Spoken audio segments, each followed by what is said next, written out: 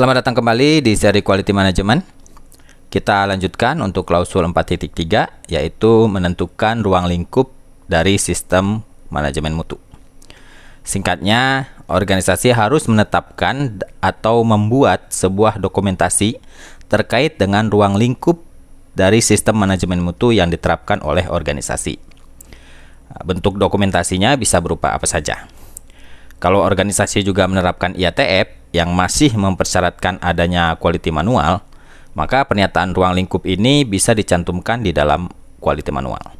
Tapi kalau organisasi tidak mendokumentasikan quality manual, organisasi bisa membuat sebuah dokumen terpisah untuk pernyataan ruang lingkup sistem manajemen mutunya.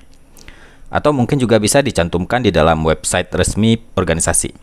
Intinya, bentuk dokumennya boleh apa saja.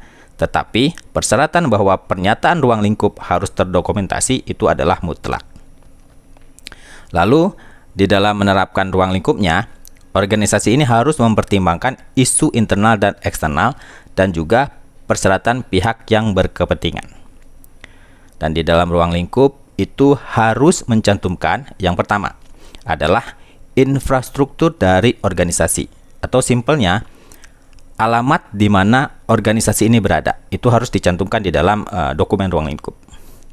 Lalu juga harus mencantumkan aktivitas utama dari organisasi ini apa, atau sebenarnya bisnis apa yang dilakukan oleh organisasi.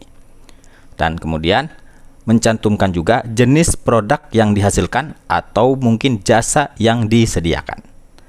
Itu adalah hal-hal yang harus tercantum di dalam dokumen ruang lingkup. Nah, pada prinsipnya, semua persyaratan ISO 9001 harus diterapkan oleh organisasi.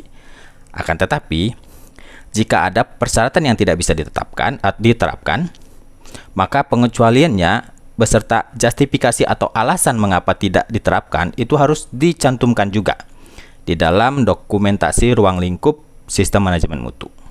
Nah, berikut ini saya akan berikan sebuah contoh dokumen ruang lingkup yang sudah memenuhi semua persyaratan-persyaratan tadi. Di sini kita sudah cantumkan nama dari perusahaan atau organisasi, lalu alamatnya di mana, aktivitasnya apa. Kalau di sini aktivitasnya adalah manufaktur. Lalu produknya apa? Di sini produknya adalah stamping part. Dan pengecualian. Misalnya di sini kita kecualikan untuk klausul 8.3 mengenai desain dan pengembangan produk.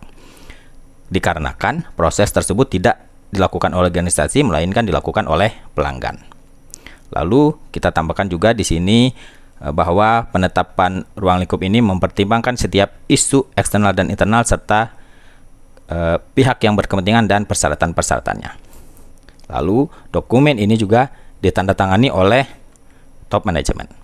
Itu adalah contoh dari dokumen scope untuk memenuhi persyaratan 4.3. Lalu itu tadi adalah persyaratan ISO 9001. Nah, sekarang kita akan jelaskan tambahan persyaratan dari IATF terkait dengan scope atau ruang lingkup ini.